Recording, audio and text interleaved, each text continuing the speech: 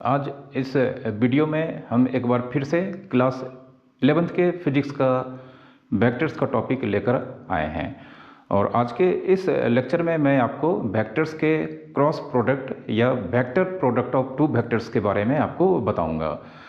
मैंने अपने previous lectures में वेक्टर्स के डॉट प्रोडक्ट या स्केलर प्रोडक्ट्स ऑफ वेक्टर्स के बारे में बताया था। उम्मीद करता हूँ कि आपको सारे concepts dot product of vectors के अच्छे से समझ में आए होंगे और आज का यह टॉपिक बहुत ही इम्पोर्टेंट या अहम होने वाला है, क्योंकि इसके कॉन्सेप्ट्स आपको क्लास 12 के फिजिक्स में बहुत ही ज़्यादा यूज होता हुआ आपको दिखाई पड़ेगा। तो आज आप इस लेक्चर्स को फिर से एक बार अच्छे से बिना स्किप करके शुरू से आखिरी तक देखेंगे और इसके नोट्स आप अंत में बनाएंगे। तो स्वागत है आपका हमारे इस चैनल पर। आइए शुरू करते हैं आज का एक और प्यारा सा लेक्चर। क्रॉस प्रोडक्ट और वेक्टर प्रोडक्ट ऑफ वेक्टर्स, यह हमारा आज का टॉपिक है। क्रॉस प्रोडक्ट या इसे वेक्टर प्रोडक्ट्स ऑफ वेक्टर्स कहा जाता है, क्योंकि इस केस में जो वेक्टर्स के प्रोडक्ट होते हैं उसके रिजल्ट वेक्टर होते हैं। स्केलर प्रोडक्ट ऑफ वेक्टर्स के केस में मैंने आपको बताया था कि वहाँ पे जो रिजल्ट होता है वह एक नंबर यानी कि एक स्केलर वैल्यू होता है। तो सबसे पहले हम यहाँ पर डिफाइन करते हैं। डिफाइन में मतलब यहाँ पर दो वेक्टर के वेक्टर प्रोडक्ट्स या क्रॉस प्रोडक्ट को सबसे पहले हम यहाँ पर डिफाइन करेंगे। तो यहाँ पर हम मान लेते हैं ए फिलहाल नल वेक्टर नहीं है और बी भी नल वेक्टर नहीं है। दो वेक्टर हमने यहाँ पर लिया है, दोनों के दोनों नल वेक्टर नहीं है, ठीक है। एंड यहाँ पर फिर से एक बार दोनों के बीच का एंगल थीटा हमने लिया है और आप जैसा कि आपको मालूम है कि 0 डिग्री से थीटा का वैल्यू 180 डिग्री के बीच लाई करता है, ठीक है। तो दो वेक्टर यहाँ पर नॉन जीरो वेक्टर या नल वेक्टर नहीं है, ठीक है, और दोनों के बीच का एंगल थीटा है। Then cross product of vector A and B, ठीक है। Cross product of vector A and B, पहले जिस वेक्टर का जिक्र किया गया है यहाँ पर वह मायने रखता है। तो जैसा कि यहाँ पर पहले वेक्टर ए का जिक्र किया गया है, तो यहाँ पे cross product of A and B में सबसे पहले हम जिस वेक्टर का सबसे पहले जिक्र किया गया है उसे लिखते हैं। उसके बाद क्रॉस का यहाँ पर साइन देते हैं, उसके बाद दूसरे वेक्टर्स को यहाँ पर लिखते हैं। आपको याद रखना है कि जब दो वेक्टर के क्रॉस प्रोडक्ट हमें उसके सिंबल को लिखना हो तो जिस वेक्टर का जिक्र पहले किया जाता है उस वेक्टर को हम सिंबल में पहले लिखते हैं और बाद वाले वेक्टर को बाद में लिखते हैं, और दोनों के बीच यहाँ पे जो प्रोडक्ट का दूसरा सिंबल है क्रॉस, वो यूज करते हैं, ठीक है। ए क्रॉस बी, इसे पढ़ते हैं ए क्रॉस बी। एंड सबसे पहले ए क्रॉस बी होता क्या है, तो ए क्रॉस बी होता है वेक्टर ए का मैग्नीट्यूड इंटू वेक्टर बी का मैग्नीट्यूड इंटू दोनों के बीच का एंगल का साइन, ठीक है, थीटा इंटू एन कैप। तो एन कैप जानते हैं यूनिट वेक्टर होगा और इसका काम है डायरेक्शन देना।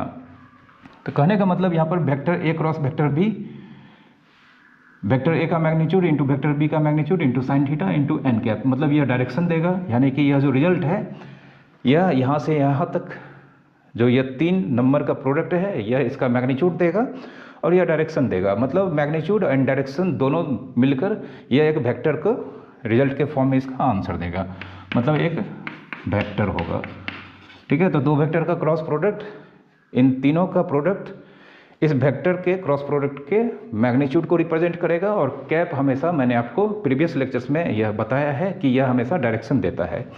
तो यह डायरेक्शन देगा और यह मैग्नीट्यूड देगा, मतलब एक ऐसा क्वांटिटी जिसके पास मैग्नीट्यूड एंड डायरेक्शन होता है तो वह फिर से वेक्टर होगा। मतलब दो वेक्टर के क्रॉस प्रोडक्ट का आंसर एक वेक्टर होगा, ठीक है। यह यहाँ पर जस्टिफाई हो गया, ठीक है। अब यहाँ पे एन कैप क्या है, तो एन कैप यहाँ पर एन कैप हालांकि कैप लगा है तो यह यूनिट वेक्टर होगा, यूनिट वेक्टर परपेंडिकुलर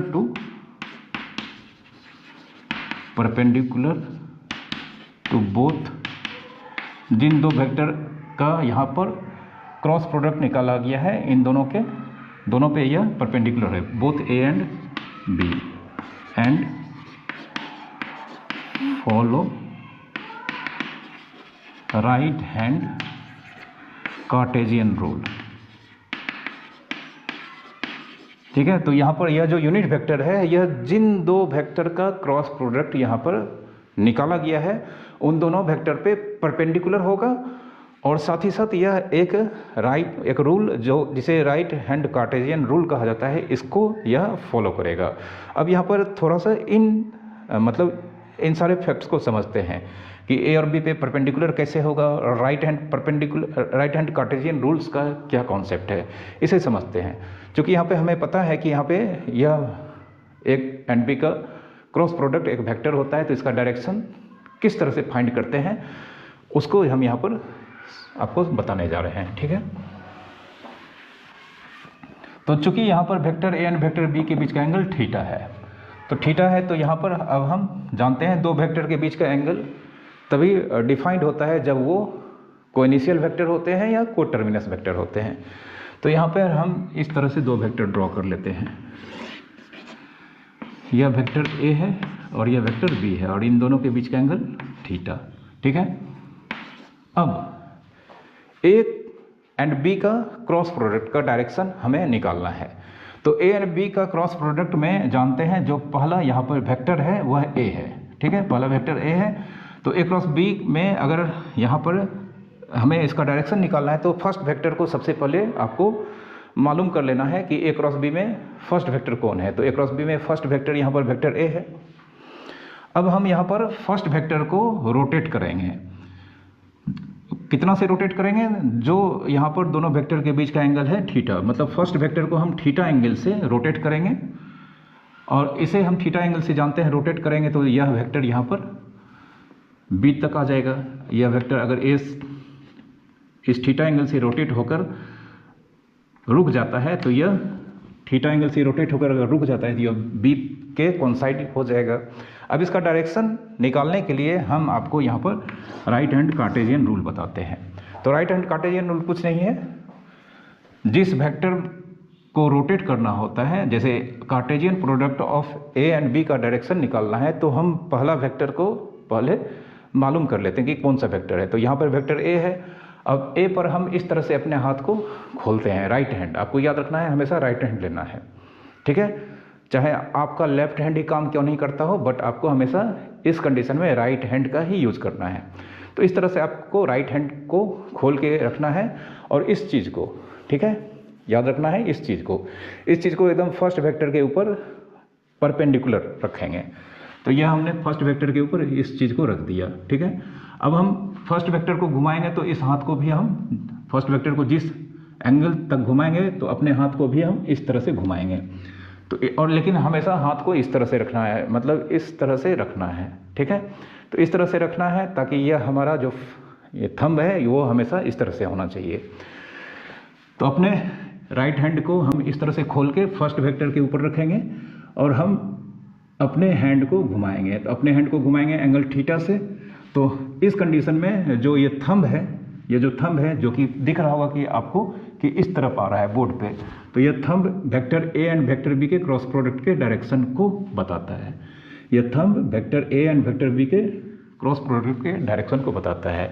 तो आप देख सकते हैं यह थंब अगर हम बोर्ड पे इस तरह से अपने हाथ को रखें तो यह थंब अगर ये एक लाइन को रिप्रेजेंट करता है तो यह बोर्ड पे परपेंडिकुलर है। कहीं भी ले जाएंगे इस तरह से ले जाएं या इस तरह से ले जाएं, यह बोर्ड पे हमेशा यह थंब परपेंडिकुलर पोजीशन पे है। तो अब चूंकि यहाँ पर हमारा दो vector vector A and vector B इस बोर्ड पे है, और यहाँ पर जो एन कैप है यह दोनों वेक्टर ए एंड बी पे परपेंडिकुलर होता है। मतलब जो ए एंड बी का क्रॉस प्रोडक्ट होगा वह जिस डायरेक्शन में होगा, मतलब एन कैप के डायरेक्शन में होगा, वह ए और बी पे परपेंडिकुलर होगा। तो ए क्रॉस बी का डायरेक्शन इस थंब की ओर होगा, और यह थंब वेक्टर ए पर भी परपेंडिकुलर है। देख सकते हैं आप, यह थंब वेक्टर ए पर भी परपेंडिकुलर है, वेक्टर बी पर भी परपेंडिकुलर है, ठीक है। तो यह थंब इस तरह से होगा। तो इसको अगर हम इस तरह से फ्लैटली बनाते हैं, इस तरह से मान लेते हैं यह इस तरह से है, यह वेक्टर ए है, यह वेक्टर बी है, यह वेक्टर यहाँ पर रोटेट करेगा, तो यह वेक्टर ए क्रॉस बी का डायरेक्शन होगा और यह ए पर भी परपेंडिकुलर होगा और यह बी पर भी परपेंडिकुलर होगा, ठीक है। आप इमेजिन कर सकते हैं यहाँ पर ए क्रॉस बी का डायरेक्शन वेक्टर ए और वेक्टर बी पर परपेंडिकुलर होगा, इस तरह से आपको, ठीक है। इस तरह से या ए हो गया या बी हो गया, इस तरह से, ठीक है। और अगर हम बी क्रॉस ए निकालेंगे तो बी क्रॉस ए निकालेंगे तो हम फिर से बी क्रॉस ए निकालेंगे तो अब हम हाथ को अपने पीछे रखेंगे और यह मतलब इनसाइड डायरेक्शन हो जाएगा बोर्ड के उस पर, ठीक है। तो यहाँ पे ए क्रॉस बी का direction vector A and vector B दोनों पर ही परपेंडिकुलर होगा। तो ये आपको याद रखना है, A cross B perpendicular to vector A and A cross B perpendicular to vector B, ठीक है। तो इस तरह से यहाँ पर दो वेक्टर का क्रॉस प्रोडक्ट, जिन दो वेक्टर का हमें क्रॉस प्रोडक्ट निकालना है इन पे यह परपेंडिकुलर होते हैं, ये आपको हमेशा याद रखना है। और इसका डायरेक्शन हमेशा अपने राइट हैंड को यूज करके निकालेंगे, जिसमें जो फर्स्ट वेक्टर है उसके अलोंग हम इसे रखेंगे और यह सेकेंड वेक्टर, मतलब आप देख सकते हैं कि यह मेरा हाथ, अगर इसे वेक्टर ए मानेंगे इसे वेक्टर बी, तो यह यहाँ पर ज्वाइन है और इन दोनों के बीच एंगल थीटा है, तो यह इस तरह से रोटेट कराएंगे तो यह जो थंब होगा यह vector A and vector B के क्रॉस प्रोडक्ट के डायरेक्शन को मतलब डिनोट करेगा, इस डायरेक्शन में होगा, ठीक है। और अगर बी क्रॉस ए हमें मालूम करना है, तो बी क्रॉस ए मालूम करना है तो इस तरह से यहाँ पर ये घूमेगा, ठीक है। मतलब इसका डायरेक्शन अपोजिट हो जाएगा, क्योंकि ए क्रॉस बी का डायरेक्शन अगर इधर होगा ऊपर तो बी क्रॉस ए का डायरेक्शन नीचे होगा, यह लॉजिक है, ठीक है। बी क्रॉस ए में हमें बी पर इसे रखना होगा और इस तरह से घुमाएंगे, ठीक है, बी क्रॉस ए। तो यहाँ पर हम इस फिगर में बी क्रॉस ए के डायरेक्शन को भी रिप्रेजेंट कर देते हैं। तो अगर यह ए क्रॉस बी का डायरेक्शन है तो यह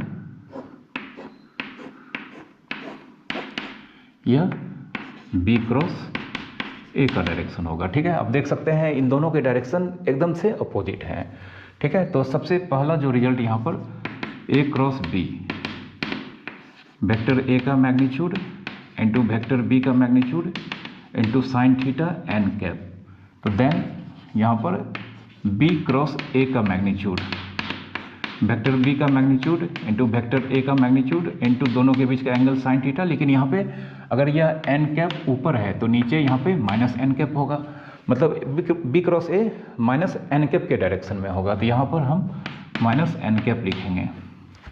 तो माइनस एन कैप लिखने से अब होगा क्या, हम यह तीनों नंबर को इस तरह से लिखते हैं, माइनस ए का मैग्नीट्यूड वेक्टर बी का magnitude sine theta into N cap, ठीक है। तो अगर इस माइनस को हम ढक देते हैं तो यह रिजल्ट सेम नज़र आ रहा है और इसे हम रिप्लेस कर सकते हैं ए क्रॉस बी से। तो माइनस ए क्रॉस बी किसके बराबर होगा, B cross A minus A cross B के इक्वल होगा, मतलब B cross A cross B के इक्वल नहीं होता है, ये आपको याद रखना है, ठीक है। इसको आपको हमेशा याद रखना है। तो यह vector A and vector B के क्रॉस प्रोडक्ट के कॉन्सेप्ट थे, डेफिनेशन थे, ठीक है, जिसमें आपको याद रखना है कि B cross A cross B के इक्वल नहीं होता है। That is A cross B does not equal to B cross A, मतलब नॉट कम्यूटेटिव, वेक्टर का क्रॉस प्रोडक्ट कम्यूटेटिव नहीं होता है, ये आपको हमेशा याद रखना है, ठीक है। अब इसके कुछ प्रॉपर्टीज, पहले हम प्रॉपर्टीज पढ़ेंगे तब फिर वेक्टर, दोनों वेक्टर अगर कंपोनेंट फॉर्म में दिए रहेंगे तो किस तरह से हम इसके क्रॉस प्रोडक्ट के वैल्यू को फाइंड करेंगे, ठीक है, इसे हम जानेंगे। तो सबसे पहले हम यहाँ पर कुछ प्रॉपर्टीज को मालूम कर लेते हैं।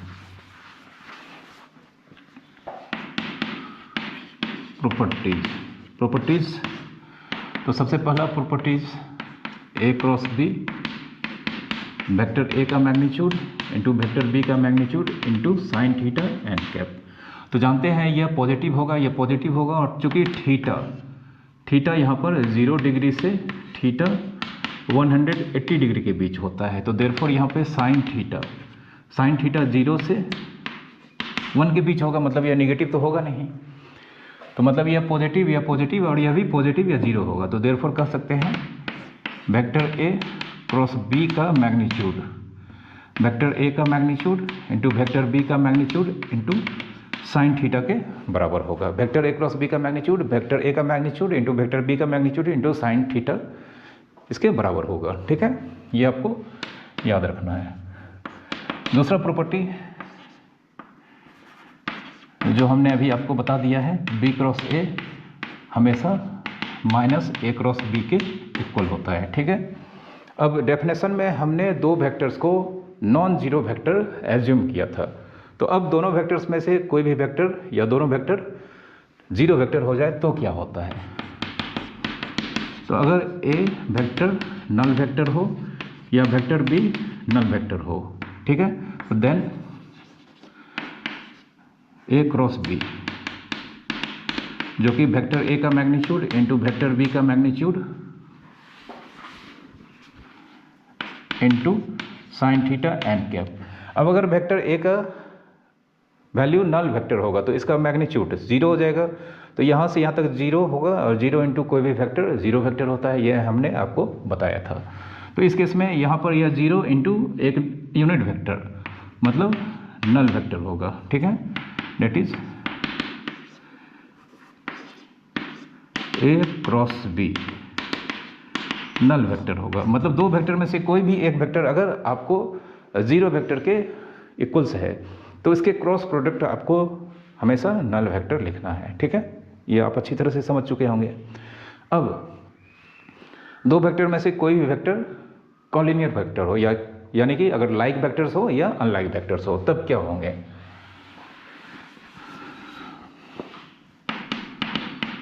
If vector A and vector B are collinear vectors, अगर दो वेक्टर में से दोनों में से कोई भी दो वेक्टर कॉलिनियर वेक्टर जानते हैं, या तो लाइक वेक्टर होंगे मतलब थीटा 0 डिग्री और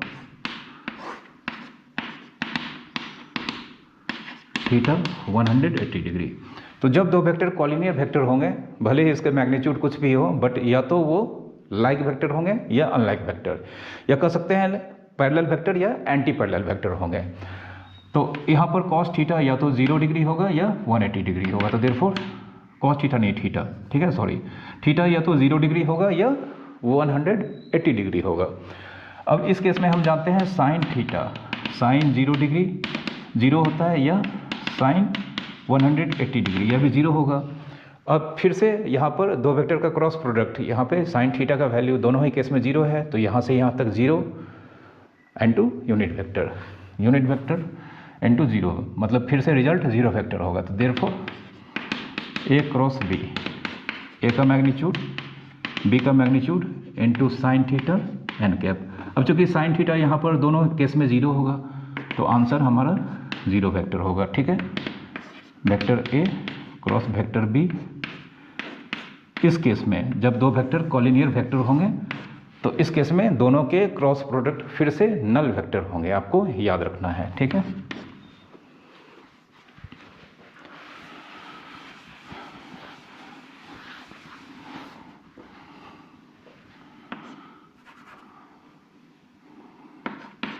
अगर हम ए क्रॉस ए ये जानना चाहें तो वेक्टर ए का मैग्नीट्यूड इंटू वेक्टर ए का magnitude into sine 0 degree n cap. चूँकि vector A and vector B के बीच का एंगल 0 डिग्री होगा, तो फिर से यहाँ पे 0 मतलब नल वेक्टर, तो therefore A cross A null vector होगा, आपको याद रखना है। ठीक है, अब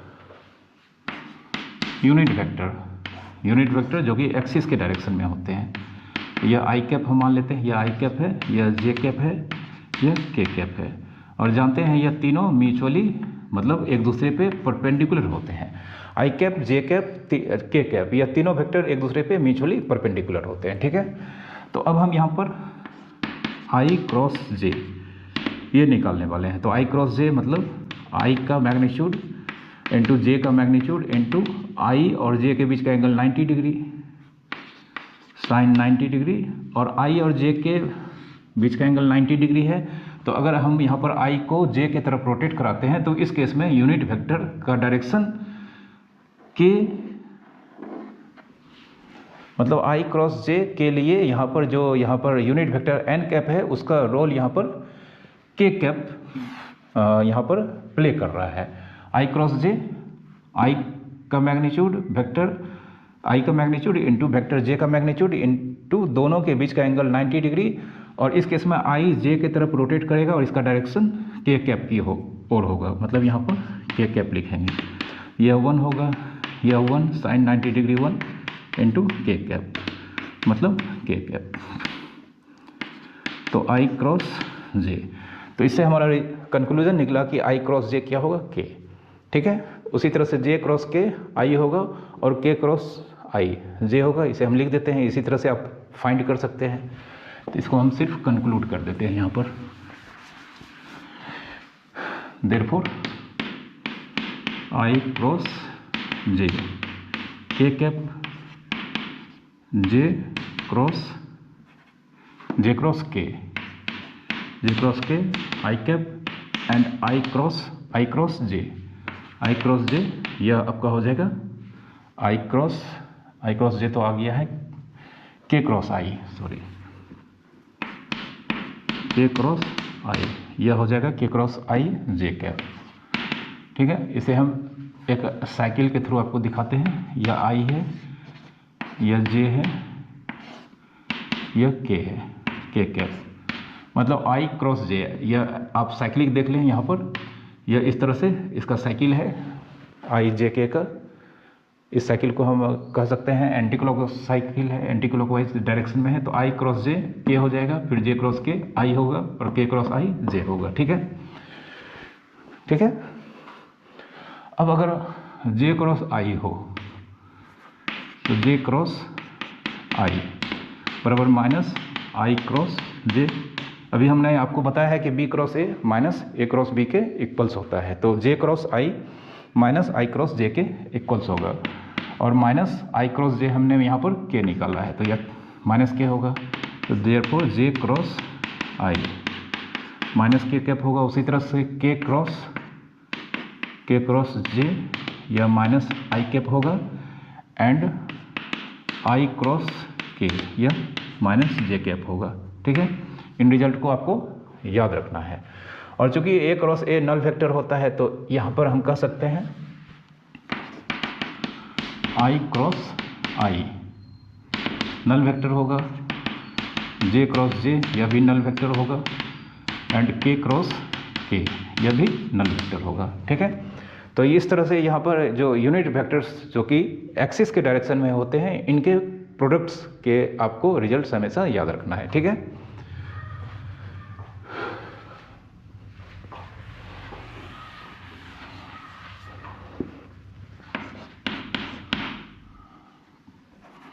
अब अगर हमारे पास ए क्रॉस बी प्लस सी इस तरह से हो, मतलब ए क्रॉस बी एंड सी का रिजल्टेंट हो, तो ब्रैकेट अगर हम यहाँ पर ब्रेक करेंगे तो हमें यहाँ पर A cross B plus A cross C, ठीक है, यह मिलेगा।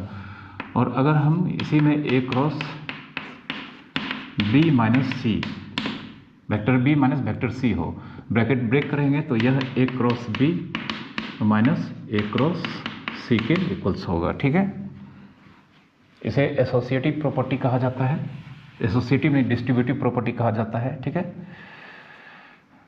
और अगर हम A plus B A and B का रिजल्टेंट में सी वेक्टर का क्रॉस प्रोडक्ट निकालना चाहें तो यहाँ पे फिर से ब्रैकेट अगर हम ब्रेक करेंगे, ठीक है, तो यहाँ पे A cross C plus B cross C, ये सारे प्रॉपर्टी के हम मतलब मैं आपको प्रूफ बता सकता था, बट ये सारे फैक्ट्स मैथमेटिक्स के अंडर आते हैं, वेक्टर अलजेब्रा के अंदर आते हैं।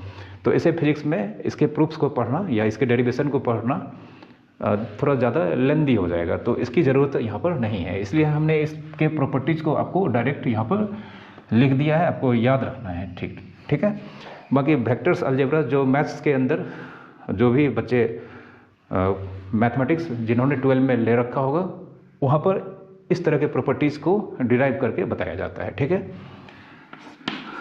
अगर यहाँ पर A and B, vector A minus vector B cross C होगा, तो फिर से A cross C minus B cross C result होगा। ठीक है। यह 4 रिजल्ट इस तरह से आपको याद रखना है।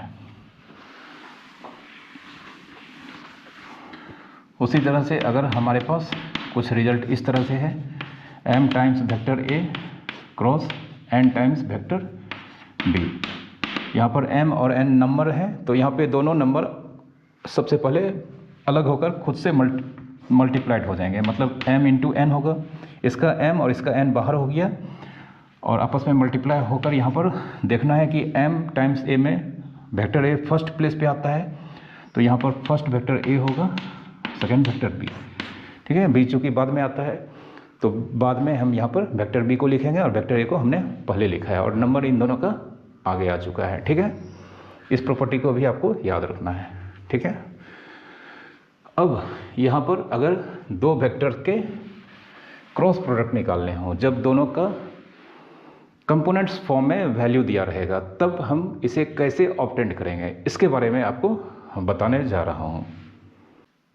अब हम यहाँ पर प्रॉपर्टी नंबर शायद 8 होगा, जब दो वेक्टर कंपोनेंट फॉर्म में दिए रहेंगे, मतलब ए वेक्टर मान लेते हैं a1 i कैप है, b1 j cap and c1 k cap, और vector b a2 i cap, b2 j cap and c2 k cap. अब इन दोनों वेक्टर का अब हमें क्रॉस प्रोडक्ट फाइंड करना है, तो यहाँ पर a क्रॉस b, vector a and vector b का क्रॉस प्रोडक्ट मतलब a क्रॉस b निकालने के लिए हमें डिटर्मिनेंट्स यूज करने होंगे, डिटर्मिनेंट्स। ठीक है। इसके डिटर्मिनेंट्स के वैल्यू कैसे निकालते हैं मैं आपको अभी बता दूंगा। फिलहाल हम a क्रॉस b का डिटर्मिनेंट्स के फॉर्म में इसका एक्सप्रेशन क्या होता है वो बताने जा रहे हैं। तो यहाँ पर फर्स्ट लाइन मतलब जिसे फर्स्ट रो कहा जाता है, इसमें हम i cap, j cap, k cap ये रखते हैं। उसके बाद इन तीनों के नीचे जो पहला वेक्टर है इसके कंपोनेंट्स लिखेंगे, मतलब i के साथ पहला वेक्टर का जो कंपोनेंट है a1 इसे लिखेंगे, फिर j के साथ फर्स्ट वेक्टर का j के साथ जो कंपोनेंट है तो यह j के नीचे लिखेंगे b1, फिर k के साथ यहाँ पर फर्स्ट वेक्टर का c1 है इसे लिखेंगे। ठीक है। फिर यह थर्ड रो, यह फर्स्ट रो हो गया, यह सेकेंड रो, यह थर्ड रो में हम सेकेंड वेक्टर का कंपोनेंट लिखेंगे, मतलब i के साथ सेकेंड वेक्टर का जो कंपोनेंट है a2 यह i के नीचे लिखेंगे, मतलब a2, फिर j के साथ b2 है सेकेंड वेक्टर का कंपोनेंट b2 लिखेंगे और k के साथ c2। ठीक है। अब इसके वैल्यू को हम यहाँ पर एक्सपेंड करके निकालेंगे, तो एक्सपेंड किस तरह से किया जाता है ये आपको हम बताने जा रहे हैं। ठीक है। तो फिलहाल हम एक्सपेंड करने जा रहे हैं इस फर्स्ट रो के अलोंग। हमेशा आपको चूंकि ये वेक्टर पढ़ना है तो आपको हमेशा फर्स्ट रो के अलोंग ही एक्सपेंड करना है। तो फर्स्ट रो में हमें फर्स्ट यहाँ पर जो वेक्टर है i कैप इसे लिख देना है। ठीक है। और इसका साइन प्लस होगा, i कैप का साइन प्लस होगा, उसके बाद इनटू यह i कैप फर्स्ट रो और फर्स्ट कॉलम में लाई कर रहा है। इस तरह के लाइन ऑफ अरेंजमेंट रो कहलाते हैं, और ऊपर से नीचे लाइन ऑफ अरेंजमेंट डिटर्मिनेंट के इनसाइड कॉलम्स कहलाते हैं। तो यह i को हमने लिख दिया। अब यह i जिस रो फर्स्ट रो और जिस कॉलम में है इसे हमें डिलीट कर देना है दिमाग से कि यह यहाँ पर है ही नहीं।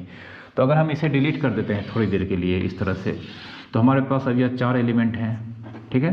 तो i इंटू ब्रैकेट के अंदर यह जो 4 एलिमेंट बचे हैं इसे क्रॉस मल्टीप्लाई करना है, मतलब इस तरह से क्रॉस, मतलब b1 c2 के साथ, तो b1 c2, उसके बाद माइनस लिखना है तुरंत, फिर b2 c1। ठीक है। यह i के साथ हो गया। अब i के बाद बारी आती है j की, तो अब यहाँ पर हम j कैप लिखेंगे, लेकिन चूंकि i कैप का साइन प्लस होता है j कैप का माइनस होगा। फिर ऐसा ही काम करना है। तो ऐसा काम करने के लिए फिर से हम यहाँ पर मान लेते हैं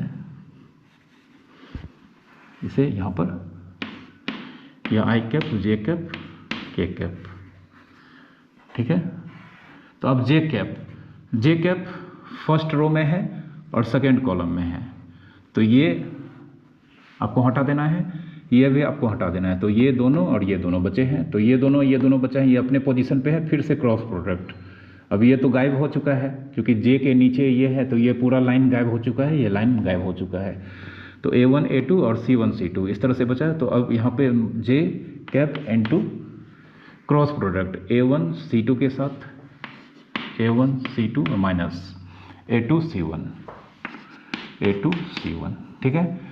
अब I प्लस था, J माइनस था, फिर K कैप प्लस होगा N2, फिर से K कैप फर्स्ट रो में पड़ता है और थर्ड कॉलम में। ये डिलीट हो जाएगा, मतलब आप थोड़ी देर के लिए एज्यूम करें कि ये लाइन और ये लाइन, K कैप जिस रो में है ये रो, और K कैप जिस कॉलम में है ये कॉलम है ही नहीं। तो ये फिर से 1 2 3 4 ये बचे हैं। अब फिर से हमें क्रॉस प्रोडक्ट याद रखना है, हमेशा आपको लेफ्ट से राइट की ओर करना है, मतलब इस तरह से और फिर इस तरह से। तो A1 B2 और ऊपर से स्टार्ट करना है, ऐसा नहीं कि नीचे से। A1 B2 minus A2 B1, A1 B2 minus A2 B1, ठीक है। अब यह कैलकुलेशन होंगे तो इसे आप आसानी से मालूम कर सकते हैं, ठीक है। तो यह A क्रॉस B का वैल्यू निकालने का यह तरीका हो गया है। एक एग्जांपल लेते हैं आपको समझाने के लिए यहाँ पर। जैसे example A equals to 2I cap minus 3J cap plus 2K cap, and vector B यहाँ पर है 3I cap plus 2J cap minus K cap. तो A क्रॉस B जानते हैं डिटर्मिनेंट होगा, जिसमें फर्स्ट रो में फिक्स है I cap, J cap and K cap, ठीक है। सेकेंड रो में फर्स्ट वेक्टर का कंपोनेंट, मतलब यहाँ पे फर्स्ट वेक्टर का कंपोनेंट 2 माइनस 3 2 है, तो 2I के साथ है, माइनस 3 J के साथ है और 2 K के साथ। फिर थर्ड रो में वेक्टर B दूसरा वेक्टर का कंपोनेंट 3 है, 2 है, माइनस 1 है, 3 2 माइनस 1 लिख दिया। अब हम इसे एक्सपेंड करेंगे, तो एक्सपेंड करते हैं, जानते हैं I से स्टार्ट करेंगे, तो I कैप N2 यह जिस रो में है, तो फर्स्ट लाइन में हॉरिजॉन्टली फर्स्ट लाइन में है, वर्टिकली फर्स्ट लाइन यह होगी आपका फर्स्ट कॉलम। तो यह थोड़ी देर के लिए मान लेते हैं यह नहीं है, तो यह 4 नंबर होगा। तो 4 नंबर होगा तो ऊपर से नीचे की ओर क्रॉस प्रोडक्ट इस तरह से और इस तरह से। तो minus 3 into minus 1, minus 3 into minus 1 minus, बीच में हमेशा आपको याद रखना है कि माइनस ही लगेगा, मतलब ये दोनों का प्रोडक्ट बीच में आंख बंद करके आपको माइनस लिखना है। फिर इन दोनों नंबर का प्रोडक्ट यहाँ पे निकालना है, 2 इंटू 2। फिर अब J का साइन I का प्लस होता है, J का माइनस होता है, इनटू अब J फर्स्ट रो में है और सेकंड कॉलम में है, तो यह बीच का और यह ऊपर का गायब हो गया। तो बीच का गायब हो गया तो मतलब यह दोनों और यह दोनों बचा। तो फिर 2 into minus 1, 2 into minus 1 minus 3 into 2, 3 into 2 अब प्लस K कैप। अब K कैप फर्स्ट रो में है, थर्ड कॉलम में है, तो यह गायब हो जाएगा और यह गायब हो जाएगा, तो ये दोनों बचेगा। तो 2 इंटू 2, 2 इंटू 2 आप डायरेक्ट भी लिख सकते हैं, 2 इंटू 2 4, मैंने समझाने के लिए ये सब लिखा है। अब माइनस 3 इंटू माइनस 1 अब 3 लिखना, ठीक है। तो 2 इंटू 2 अब minus 3 into minus 3, 3 into minus 3। अब इसे कैलकुलेट करते हैं, तो यह I माइनस 3 इंटू माइनस 1, 3 2 2 जा 4 minus J 2 into minus 1 minus 2 और 3 2 जा 6, अब प्लस K कैप 2 2 जा 4, अब 3 3 जा माइनस 3 इंटू प्लस माइनस 3 जा 9, 4 माइनस 3 माइनस 1 इंटू I, तो माइनस I कैप, ठीक है, माइनस I कैप और minus 6 minus 2 minus 8 minus minus plus 8 J cap और 9 4 13 K कैप, ठीक है। इस तरह से यह A क्रॉस B का हमारा आंसर यहाँ पर हमें मिल चुका है, ठीक है। इस तरह से ही आपको निकालना होगा। ये आप प्रैक्टिस करेंगे इस तरह के क्वेश्चंस, तो आपको ये बहुत ही आसानी से बाद में इसे सॉल्व करने में किसी भी तरह की कोई भी परेशानी नहीं होगी। तो वेक्टर के क्रॉस प्रोडक्ट के आपने यहाँ पर डेफिनेशन और उसके प्रॉपर्टीज़ को यहाँ पर देखा। एक दो प्रॉपर्टीज और हम यहाँ पर आपको बताने वाले थे, बट आज के इस लेक्चर में मैं आपको नहीं बताऊंगा, क्योंकि ये थोड़ा हट के प्रॉपर्टीज़ हैं, तो ये हम आपको अगले लेक्चर्स में बताएंगे। ये आज मैंने जो भी बताया है ये सारे बेसिक प्रॉपर्टीज़ हैं, मतलब ये तो आपको हमेशा आना ही चाहिए। और इसके कुछ एडिशनल प्रॉपर्टीज़ हैं जिसको हम आप के लिए अगले लेक्चर्स में कुछ अच्छे अच्छे न्यूमेरिकल्स के साथ वहाँ पर आपको बताएंगे। तो आज के लेक्चर को हम यहीं पर समाप्त करते हैं। लेक्चर अगर आपको पसंद आया हो तो प्लीज़ आप इसे लाइक ज़रूर कर देना और साथ ही साथ अपने दोस्तों के बीच इसे ज़रूर शेयर करें। और अभी तक अगर आपने हमारे चैनल को सब्सक्राइब नहीं किया है तो प्लीज़ जाकर इसे सब्सक्राइब कर लें। Thank you very much for watching.